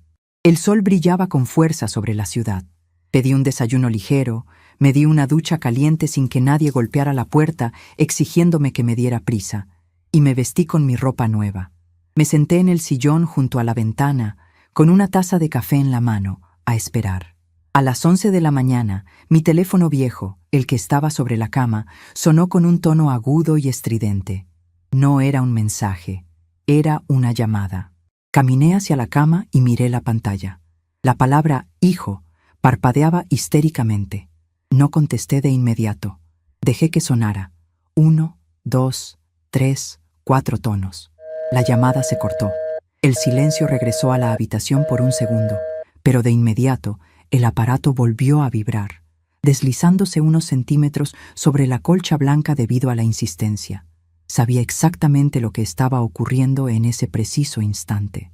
Los imaginaba llegando a la calle de nuestra casa en su coche, cansados del viaje, bronceados y quejumbrosos. Imaginaba a Fernando bajando del asiento del conductor, estirándose, diciéndole a Mateo que agarrara su mochila. Imaginaba a Silvia caminando hacia la puerta principal, arrastrando una maleta de playa, sacando sus llaves del bolso, metiendo la llave metálica en la cerradura vieja. Imaginaba el momento en que la llave no giraría, el instante de confusión, el empujón a la puerta, el descubrimiento de la nota pegada en la madera con el membrete del despacho de Ignacio Montenegro, informándoles de que la propiedad había sido asegurada por su legítima dueña y que sus pertenencias estaban en un trastero industrial a 20 kilómetros de allí. El teléfono sobre la cama dejó de sonar. La pantalla se apagó, pero a los 5 segundos volvió a iluminarse. Esta vez era el número de Ignacio. Tomé el teléfono y descolgué. ¿Mercedes? La voz de Ignacio sonaba tensa, pero había un trasfondo de satisfacción indudable. Dime, Ignacio. Me acaba de llamar doña Carmen, tu vecina de enfrente. Dice que el coche de Fernando está aparcado en tu entrada. Dice que Silvia está golpeando la puerta principal con los puños cerrados y que Fernando está gritando en la acera pateando el cubo de la basura. El espectáculo ha comenzado. «Déjalos que griten», dije, mirando por la ventana hacia el horizonte de la ciudad. «Los gritos no abren puertas cerradas. Van a intentar contactarte, Mercedes. Seguramente ya lo están haciendo». Miré el teléfono viejo en mi mano. Sabía que en cualquier momento volvería a sonar. «Lo sé, Ignacio. Estoy lista». Colgué. Me senté de nuevo en el sillón, crucé las piernas y di un sorbo a mi café. El líquido estaba tibio, dulce, perfecto.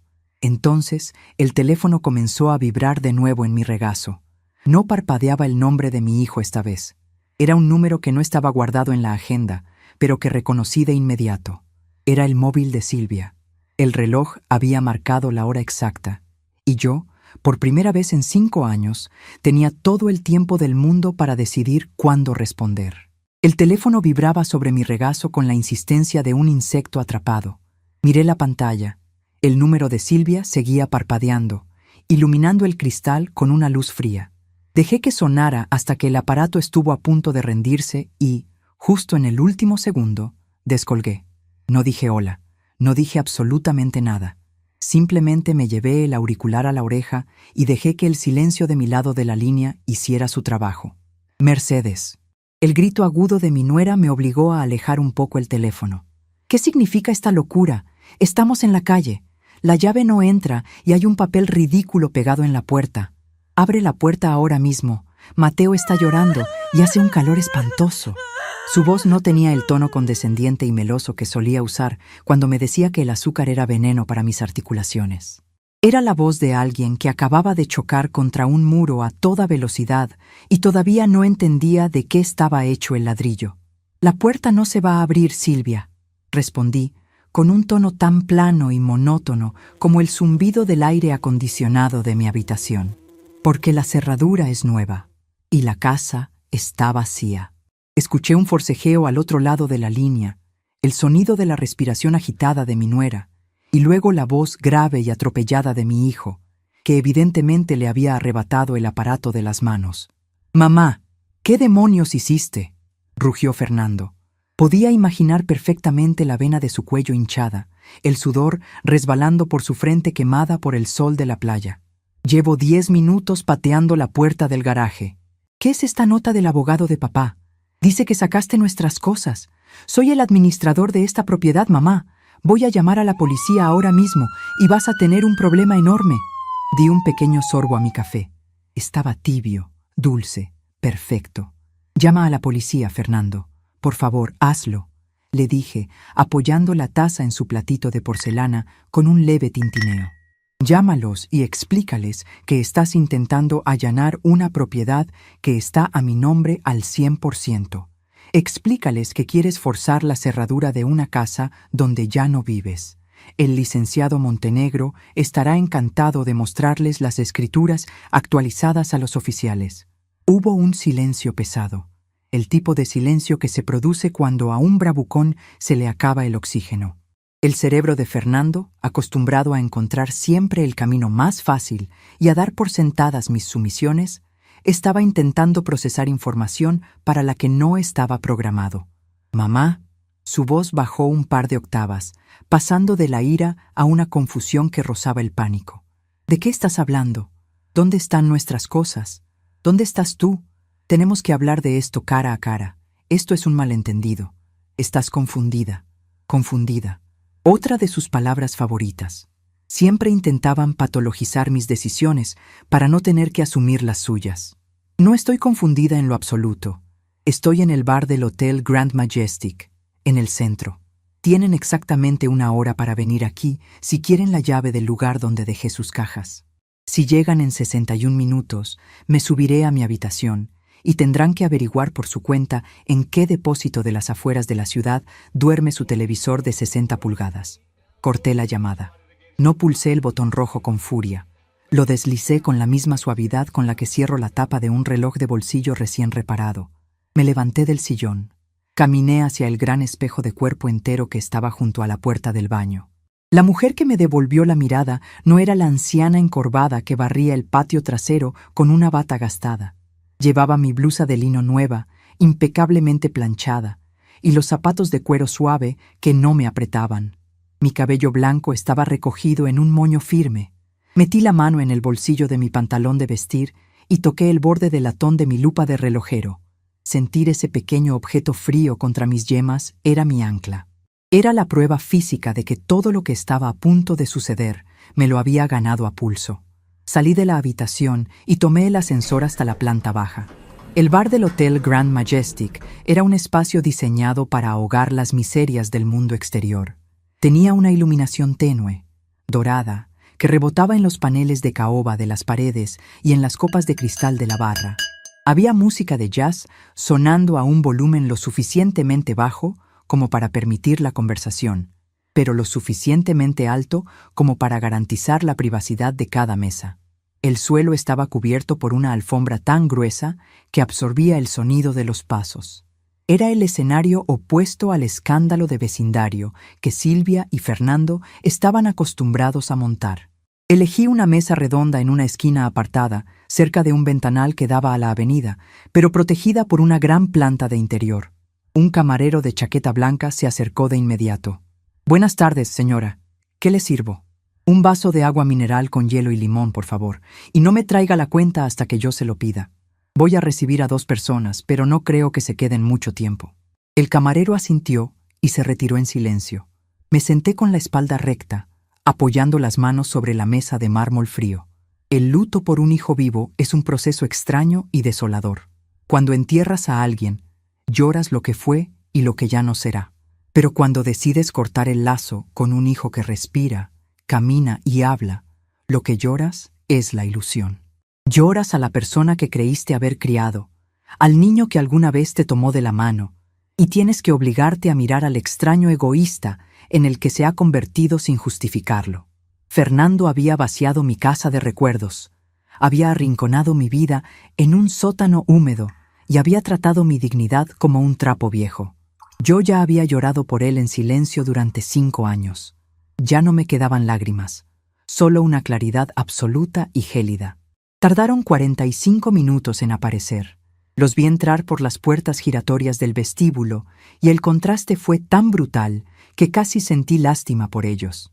Casi. Fernando llevaba unos pantalones cortos de lino arrugados y una camisa de manga corta abierta en el pecho, con la piel roja y brillante por la quemadura del sol.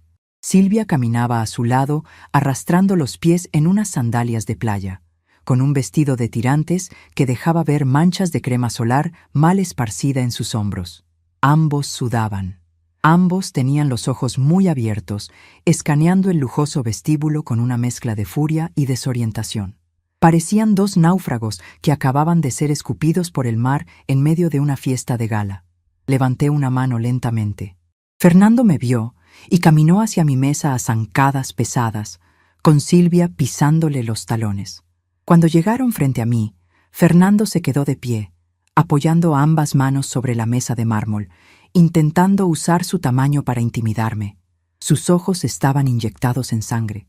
«¿Qué te pasa en la cabeza, mamá?», sisió, bajando la voz únicamente porque un par de hombres de negocios en la mesa de al lado lo miraron con desaprobación.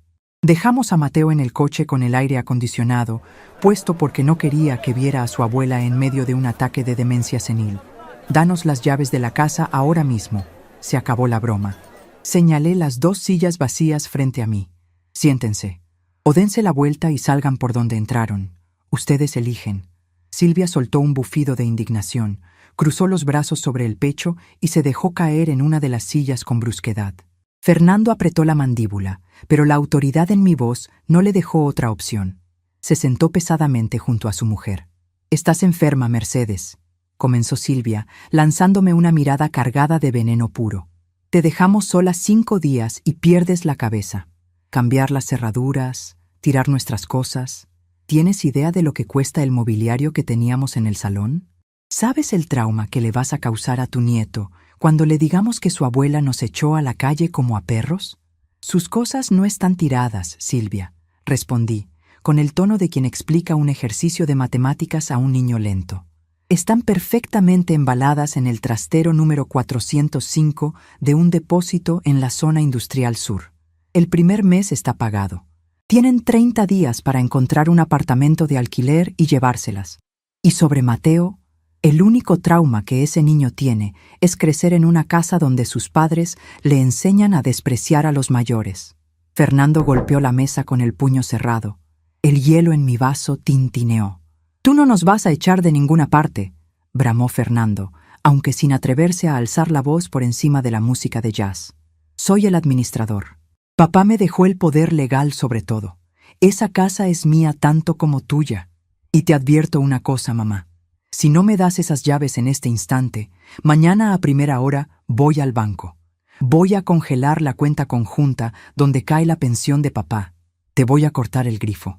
A ver cómo pagas esta habitación de lujo y esta ropita nueva cuando no tengas ni para comprar un pan. Te vas a morir de hambre por tu soberbia». Dejé que sus palabras flotaran en el aire perfumado del bar. Era fascinante observar la anatomía de su arrogancia. Fernando realmente creía que tenía la mano ganadora. Estaba tan ciego por su propia codicia que nunca se había detenido a mirar el tablero completo. Abrí mi bolso despacio. Saqué un sobre blanco y lo deslicé por la mesa hasta que quedó justo frente a sus manos sudorosas. «Ábrelo», ordené. Fernando frunció el ceño, tomó el sobre, rasgó la solapa y sacó las hojas grapadas que había dentro. Era la copia certificada que Ignacio me había entregado, con los sellos del notario brillando bajo la luz de las lámparas. «Ese es el documento de revocación absoluta, Fernando», dije, mientras él leía, y vi cómo el color de su cara pasaba del rojo por el sol a un blanco ceniciento.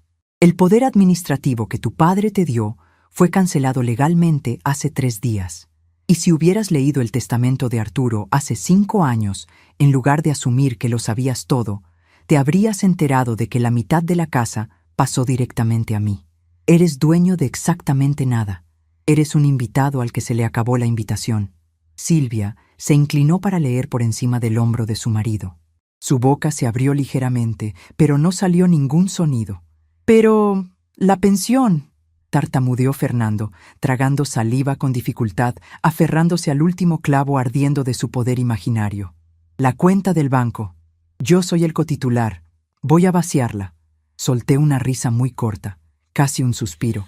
Era la primera vez que sonreía desde que me senté en esa mesa. «Puedes quedarte con la pensión de tu padre, Fernando. Vacíala. Úsala para pagar la fianza de su nuevo apartamento o cómprense bloqueador solar, que les hace mucha falta. Esa cuenta conjunta ya no me interesa. De hecho, retiré mi nombre de ella esta misma mañana». Fernando me miró como si yo hubiera empezado a hablar en un idioma alienígena. Su cerebro simplemente no podía procesar que yo estuviera renunciando voluntariamente al dinero que, según él, era mi único sustento. ¿De qué vas a vivir entonces?, preguntó Silvia, con la voz temblorosa, dándose cuenta por primera vez de que la mujer que tenían enfrente no era la anciana asustada que ellos habían construido en sus cabezas. ¿Vas a pedir limosna? Me incliné ligeramente hacia adelante. Apoyé los antebrazos en el mármol y los miré a los ojos, pasando de uno a otro. ¿Recuerdan mi mesa de trabajo?, pregunté en voz baja, suave, casi confidencial. Esa mesa de roble que desarmaron y tiraron a un sótano oscuro porque decían que mis herramientas eran feas y daban olor a viejo. Silvia apartó la mirada, incómoda. Fernando parpadeó, confundido por el cambio de tema. Ustedes siempre pensaron que mis relojes eran un pasatiempo. Continué, marcando cada palabra con precisión. Fernando, tú me dijiste que yo arreglaba relojitos para entretenerme, que vivía de la caridad de la pensión de tu padre. Jamás se te ocurrió preguntarte por qué el dueño de la joyería más grande del centro venía personalmente en su coche blindado a dejarme piezas en la puerta de la casa. Jamás te preguntaste cuánto cuesta restaurar el mecanismo interno de un Patek Philippe de 1940 o limpiar el óxido de un Rolex Daytona de colección. El silencio en la mesa se volvió absoluto. Ni siquiera el jazz de fondo parecía existir. Yo trabajé todos los días de mi vida, Fernando. Mientras tú robabas de la caja de la fábrica de tu padre a los 20 años para pagar tus deudas, yo ensamblaba engranajes microscópicos hasta que me sangraban los ojos. Mientras Silvia compraba muebles minimalistas a crédito para hacerme sentir que yo no encajaba en mi propio hogar, yo cobraba cheques a mi nombre y los depositaba en instrumentos financieros que ustedes, en su infinita ignorancia, ni siquiera sabían que existían. Fernando abrió la boca para hablar, pero no encontró aire. Sus manos, que aún sostenían el documento legal, empezaron a temblar ligeramente. Fui al banco el día de mi cumpleaños, dije, y pronuncié la siguiente cifra con una claridad que cortaba el aire. Retiré todo mi dinero de esa institución. $480,000, Fernando. $480,000 al contado, que ahora están blindados en un fondo privado de inversión que requiere mi presencia física y mi firma para mover un solo centavo. Vi el impacto físico de mis palabras. Fue como si les hubiera dado un golpe con un martillo en el centro del pecho.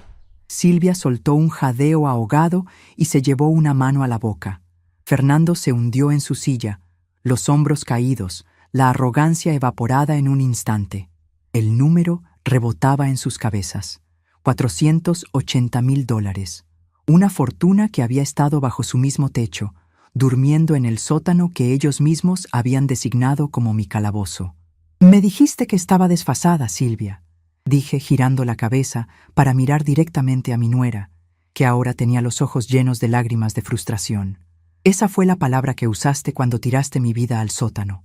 Desfasada, fuera de ritmo, lenta. Saqué de mi bolsillo la pequeña lupa de latón, la puse sobre la mesa, justo en el centro, entre los tres. El metal desgastado brilló bajo la luz dorada de la lámpara. En la relojería, cuando un engranaje está desfasado, destruye el reloj entero por dentro. Les expliqué con la paciencia de un maestro ante alumnos que han reprobado el año. Tenías razón, Silvia. Había un desfase en esa casa, pero no era yo, eran ustedes. Ustedes iban tan rápido hacia la ruina, tan desesperados por pisotearme para sentirse importantes, que no se dieron cuenta de que yo era el muelle real. Yo era la que mantenía la tensión. Y el muelle acaba de saltar. Ahora son ustedes los que están fuera del reloj. Son piezas sueltas que ya no encajan en mi vida. Fernando dejó caer los papeles sobre la mesa. Su rostro era una máscara de desesperación absoluta. Ya no había ira ni amenazas, solo el terror crudo de un hombre mediocre que se da cuenta de que acaba de destruir a la única persona que le servía de red de seguridad.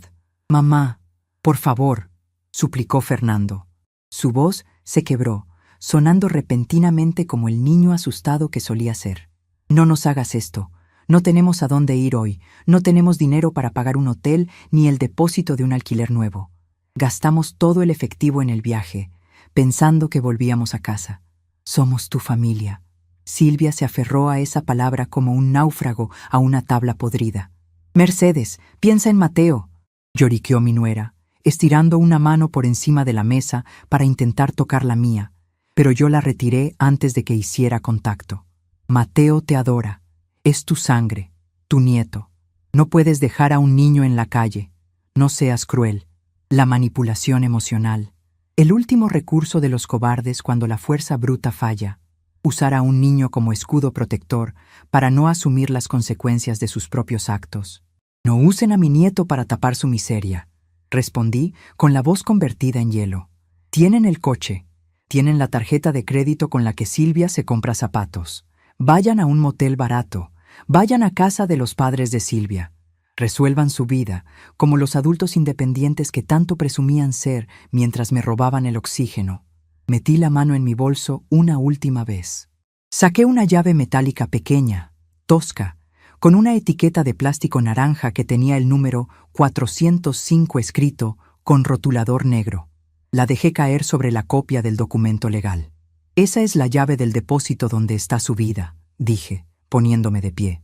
Alisando mi blusa de lino, sentí una ligereza en el pecho que no experimentaba desde la muerte de Arturo. «Tienen 29 días a partir de hoy para sacar sus cosas antes de que las subasten». Fernando me miró desde abajo, derrotado, pequeño, insignificante. «¿Y tú qué vas a hacer?», murmuró, casi sin voz. «¿Te vas a quedar en ese caserón inmenso, sola y amargada hasta que te mueras?» Lo miré desde mi nueva altura. La lástima finalmente apareció, pero fue breve y estéril. «Lo que yo haga con mis propiedades y con mi tiempo, Fernando, ya no es asunto tuyo. Pero te aseguro una cosa, nunca más volveré a estar sola, porque la peor soledad es la que se siente cuando estás rodeada de personas que esperan a que dejes de respirar para quedarse con tus zapatos». Me di la media vuelta sin esperar respuesta. Caminé por la gruesa alfombra del bar del hotel hacia la salida. No miré hacia atrás. No necesité hacerlo.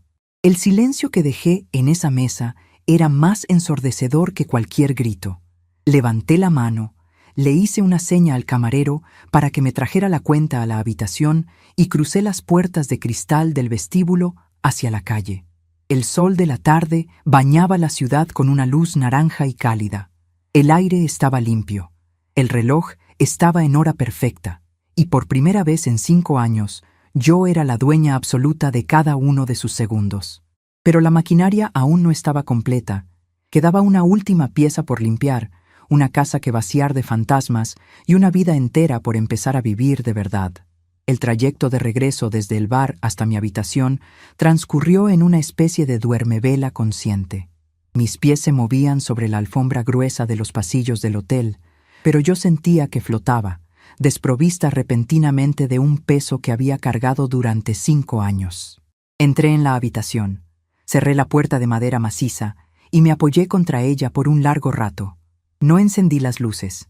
La única claridad provenía del ventanal, que filtraba el resplandor anaranjado del atardecer cayendo sobre los edificios de cristal de la ciudad. Me quité los zapatos de cuero nuevo, caminé descalza hasta el centro del cuarto y me quedé allí, respirando. El aire acondicionado zumbaba con esa monotonía sedante que tienen los lugares donde nadie te exige nada. Había esperado que la culpa me asaltara. La sociedad nos entrena para eso. Nos enseñan desde niñas que el amor de madre es un pozo sin fondo de sacrificios, que una buena mujer debe poner siempre la mejilla, tragar arena y sonreír para mantener unida a la familia, incluso cuando esa familia la está devorando viva por dentro. La culpa es una deuda que la sociedad le inventa a las madres para que paguen por las bajezas que decidieron cometer sus hijos. Pero allí, de pie en la penumbra, busqué la culpa en mi pecho y no la encontré. En su lugar, hallé un espacio inmenso, limpio y silencioso. Era el mismo silencio perfecto que se produce cuando logras encajar el último engranaje de un reloj suizo, y antes de darle cuerda, te detienes a admirar la armonía mecánica de las piezas. Todo estaba en su sitio. Fernando y Silvia habían chocado finalmente contra la pared de piedra de la realidad, una pared que ellos mismos habían construido ladrillo a ladrillo con su arrogancia, y yo simplemente me había apartado a tiempo para no ser aplastada por el derrumbe. Esa noche dormí de un tirón. Fueron 10 horas ininterrumpidas de un sueño profundo, sin sueños, sin sobresaltos. No hubo pasos en el piso de arriba, no hubo puertas cerradas con brusquedad, no hubo el llanto exigente de mi nieto Mateo, pidiendo que le encendieran la tableta a las 3 de la madrugada. Desperté con el sol dándome de lleno en el rostro. Me estiré en la cama inmensa y sentí, por primera vez en un lustro, que mis articulaciones no crujían con el resentimiento del frío de un sótano. Pasé 2 semanas completas viviendo en el hotel. Necesitaba ese tiempo de transición, esa cámara de descompresión entre la guerra que había librado y la paz que iba a construir. Durante esos 14 días, Ignacio Montenegro se encargó de la burocracia residual. Me llamó un martes por la mañana para informarme que Fernando había intentado, en un acto de pura desesperación, presentarse en el banco con su antiguo poder administrativo para exigir el congelamiento de mis fondos. Roberto Castillo, el gerente, lo había recibido en su oficina. Le había servido un vaso de agua y le había mostrado la copia notariada de la revocación, acompañada de una advertencia muy educada sobre las consecuencias legales de intentar defraudar a una institución financiera con un documento invalidado. Fernando había salido de la sucursal gritando obscenidades al aire, escoltado por 2 guardias de seguridad. Fue el último intento de mi hijo por aferrarse a un fantasma. A partir de ese día, el silencio por su parte fue absoluto. Comprendió que la maquinaria que lo sostenía se había desmantelado para siempre y que ya no había piezas de repuesto a las que pudiera echar mano. La mañana del 15º día, pagué la cuenta del hotel con mi tarjeta negra, tomé mi pequeña maleta de tela y pedí un taxi. Di la dirección de mi casa, mi verdadera casa. El vehículo me dejó frente a la verja del jardín delantero. El sol de la mañana iluminaba la fachada blanca. No había coches aparcados en la entrada. No había juguetes de plástico tirados en el césped. Metí la llave nueva, pesada y dentada, en la cerradura del portón y la giré. El mecanismo se dio con un chasquido metálico que sonó a bienvenida. Al abrir la puerta principal, una ráfaga de aire viciado me golpeó el rostro. Era el olor del encierro, una mezcla del perfume dulzón y penetrante que Silvia usaba en sus difusores eléctricos y el polvo que se había asentado durante 2 semanas de quietud absoluta. Dejé la maleta en el recibidor y comencé mi primera tarea. Caminé por toda la planta baja abriendo cada ventana, cada cristalera, cada puerta que daba al exterior.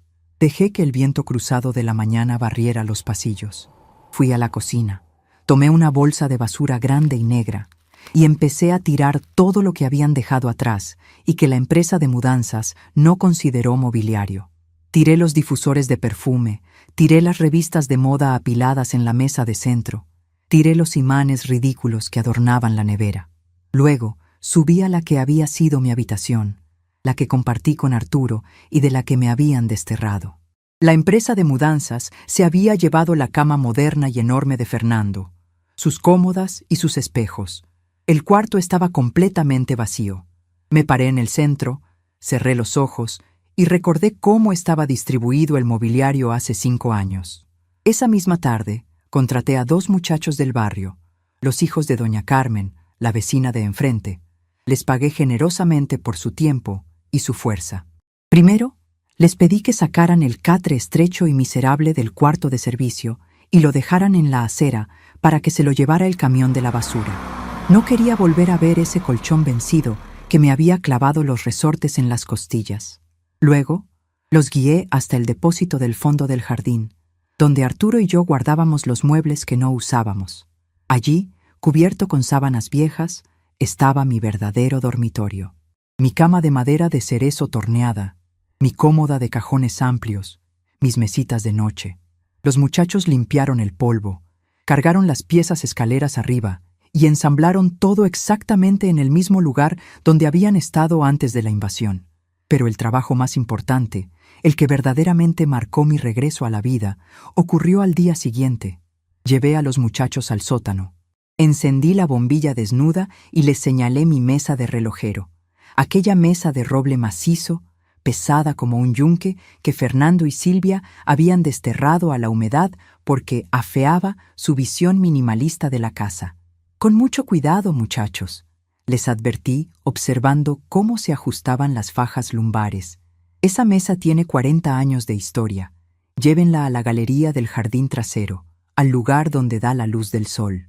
Fue un trabajo arduo, pero cuando vi mi mesa de roble instalada nuevamente frente a los ventanales de la galería, rodeada de las plantas de interior que había empezado a comprar, sentí que el corazón me latía con un ritmo vigoroso y joven.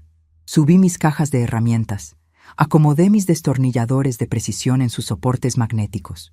Ordené mis frascos de solventes, mis aceites de diferentes densidades, mis pinzas de titanio antimagnético y mis tornos en miniatura. Cuando terminé, me senté en mi taburete ergonómico. La luz natural, brillante y pura, entraba por el cristal y bañaba el tapete verde de corte. Ya no tendría que forzar la vista bajo una lámpara fluorescente temblando de frío. Había recuperado mi santuario. Había recuperado mi centro de gravedad. Los meses comenzaron a pasar con una lentitud deliciosa. El tiempo dejó de ser un enemigo que me acechaba desde las esquinas de mi propia casa para convertirse en un aliado que me acompañaba. Cambié las cortinas, pinté las paredes del salón principal de un tono cálido y crema que borró el gris hospitalario que Silvia había impuesto. Empecé a cocinar lo que me daba la gana.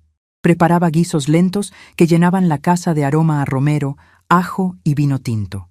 Me servía una copa generosa por las noches y leía en el sillón de orejas de Arturo, escuchando discos de vinilo antiguos sin que nadie me pidiera que bajara el volumen porque el niño estaba durmiendo.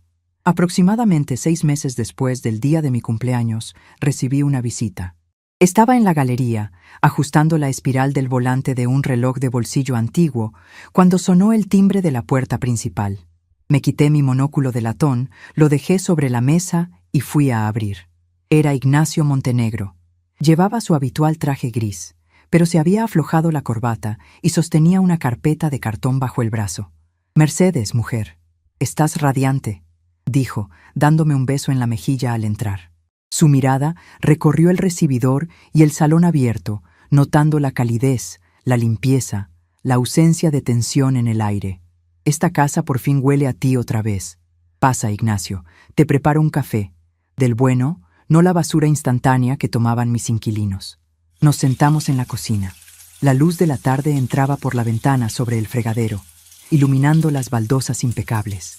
Le serví una taza humeante y un trozo de bizcocho de limón que había horneado esa misma mañana. Ignacio dio un sorbo largo, cerró los ojos en señal de apreciación y luego dejó la taza sobre el plato.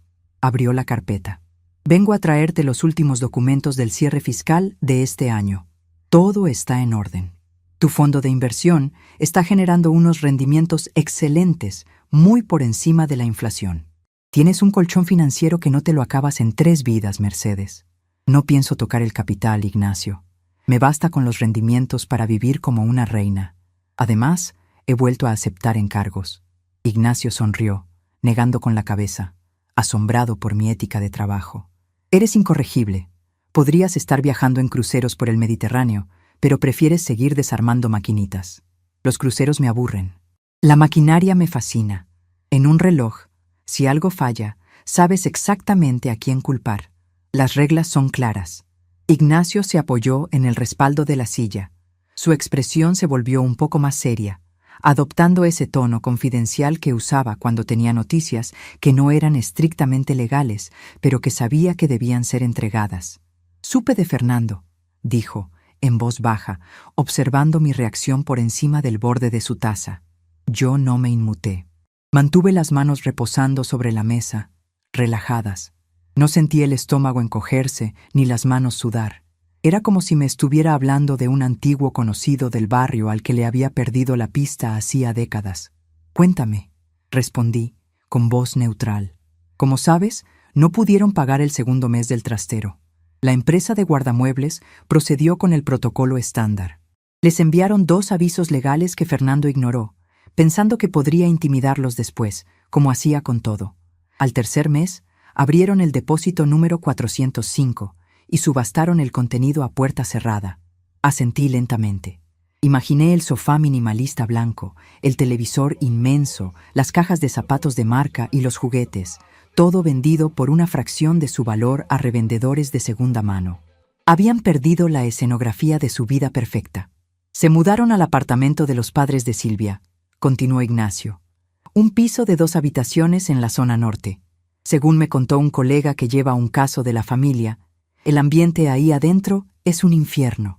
El padre de Silvia es un hombre de carácter muy duro. No tolera a los vagos.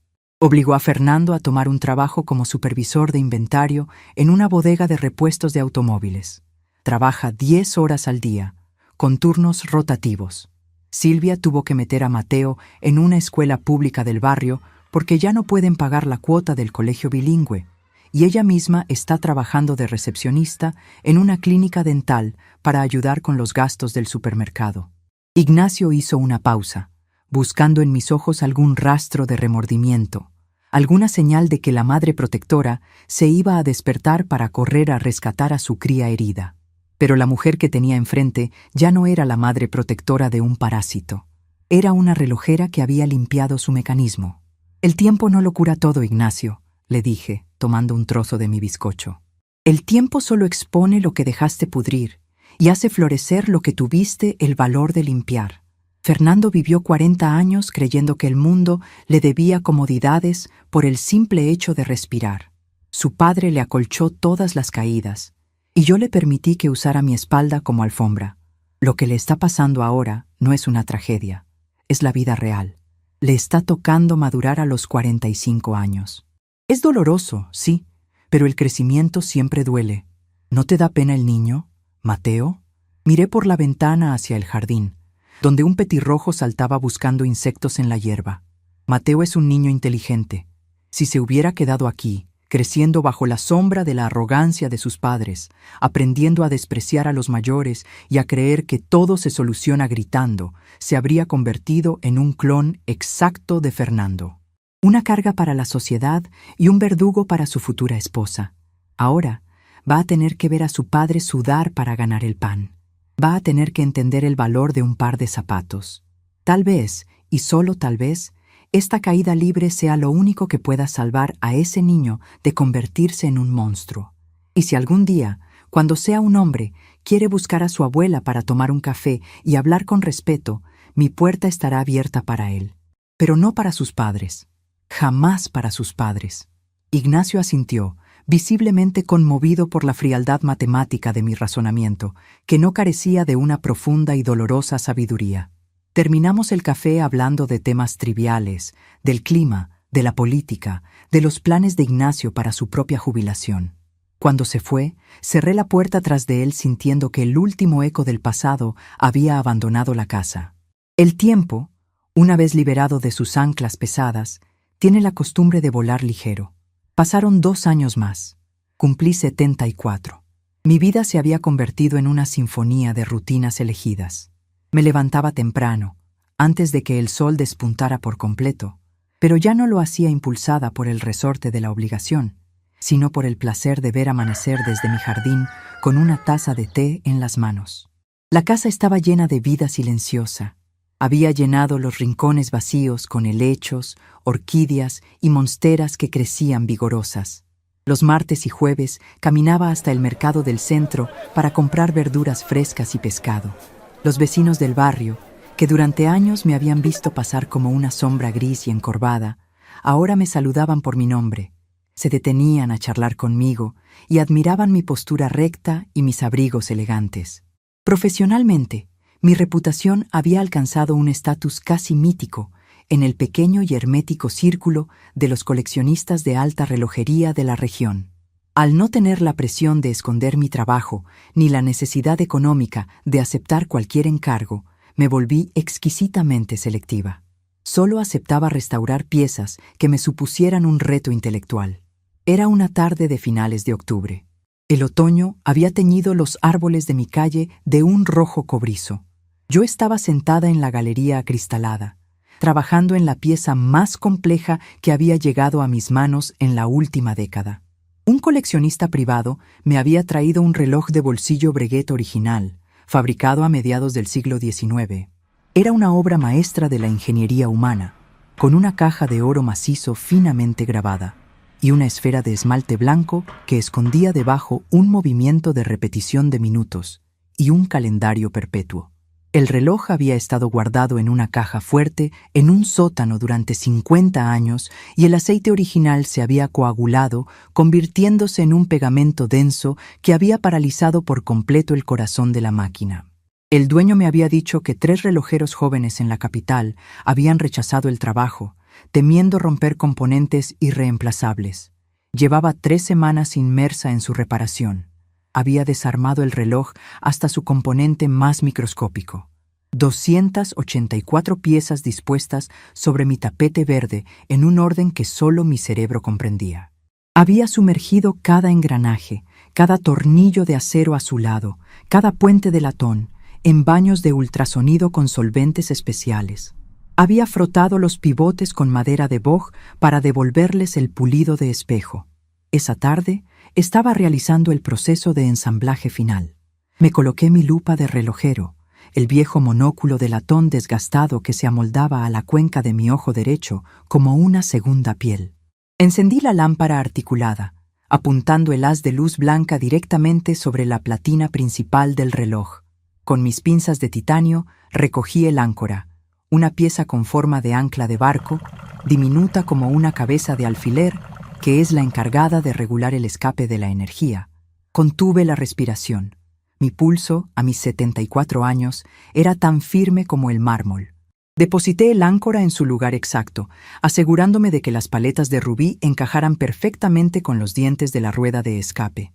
Luego, tomé la pieza más crítica, el volante con su espiral. Es el órgano regulador, el que respira, el que marca el ritmo del tiempo. Lo bajé lentamente sobre el eje central. Apreté el minúsculo tornillo del puente para asegurarlo.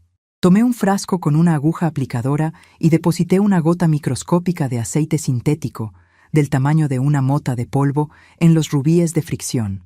Con un pequeño destornillador, di 3 vueltas a la corona para tensar el muelle real. Me quedé completamente inmóvil, observando a través del cristal de aumento. Durante un segundo infinito, no pasó nada. La máquina estaba muerta. Y entonces, como si un fantasma hubiera soplado sobre los metales, el volante dio una pequeña sacudida, luego otra, y de repente arrancó. Empezó a oscilar a izquierda y derecha, rápido, constante, frenético y perfecto. El áncora comenzó a morder los dientes de la rueda de escape, produciendo ese sonido mágico, ese tic-tac cristalino y acelerado que es el latido de un objeto inanimado volviendo a la vida. Me quité la lupa de latón y me recosté en el taburete, soltando el aire que no sabía que estaba reteniendo. Una sonrisa amplia, profunda y genuina se dibujó en mi rostro. El reloj había resucitado. Había limpiado décadas de abandono. Había retirado la suciedad que lo paralizaba y ahora funcionaba con la misma precisión que el día en que su creador lo ensambló hace más de un siglo. La gente cree que perdonar es olvidar, que el amor implica tolerar la corrosión. En la relojería, perdonar un error en el ensamblaje o tolerar una pieza oxidada significa que la máquina entera está condenada al fracaso.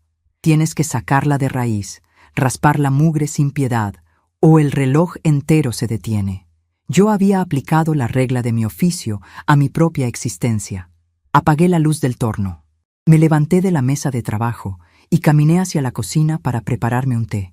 Mientras esperaba que el agua hirviera en la tetera, abrí el primer cajón de los cubiertos. Allí, debajo del organizador de madera donde guardaba las cucharas, había un pequeño marco de fotos que había comprado en el centro comercial poco después de recuperar mi casa. Saqué el marco y lo puse sobre la encimera. No contenía la foto de ningún familiar. No había imágenes de bodas, ni bautizos, ni cumpleaños pasados. Bajo el cristal del marco, perfectamente alisado, estaba el trozo de papel, el pedazo de recibo arrancado a medias que había encontrado sobre la mesa de la cocina aquella mañana de mis 72 años. La caligrafía apresurada y arrogante de Fernando seguía allí, inalterable. Viajamos por 5 días, mamá. Suerte. Y justo debajo, escrita con mi propia letra, firme, redonda e implacable, la respuesta que lo había cambiado todo. La suerte es para los que no saben contar el tiempo. Miré el papel enmarcado. Ya no me producía dolor, ni rabia, ni siquiera ironía. Me producía el mismo respeto que un marinero le tiene a la brújula que lo sacó de la tormenta. Ese pedazo de papel miserable había sido el detonante de mi libertad. Había sido la gota exacta de tensión que hizo saltar el muelle de mi tolerancia. Si Fernando no hubiera sido tan increíblemente cruel como para dejarme esa nota el día de mi cumpleaños, tal vez yo habría seguido soportando la humillación 1 año más, 2 años más, esperando un cambio que nunca iba a llegar, apagándome lentamente en el sótano hasta convertirme en polvo. Pero me empujaron al abismo, ignorando que, después de toda una vida armando mecanismos complejos, yo sabía exactamente cómo construirme un par de alas en la caída. La tetera silbó en el fuego. El sonido agudo cortó el silencio apacible de la casa. Guardé el marco en el fondo del cajón, allí donde pertenecía, como un recordatorio invisible de lo que nunca más permitiría. Me serví una taza de té verde, sentí el calor del vapor en mi rostro y caminé de regreso hacia la galería acristalada. El sol comenzaba a ocultarse, tiñendo el jardín de sombras largas y moradas. Me senté en mi taburete frente a la mesa de roble. Escuché el repiqueteo perfecto y constante del reloj Breguet recién reparado, latiendo sobre el tapete verde, marcando los segundos de una vida que, por fin, me pertenecía por completo. A mis 74 años, había descubierto que el tiempo no es algo que se acaba, sino el material exacto con el que decides forjar tu propia dignidad.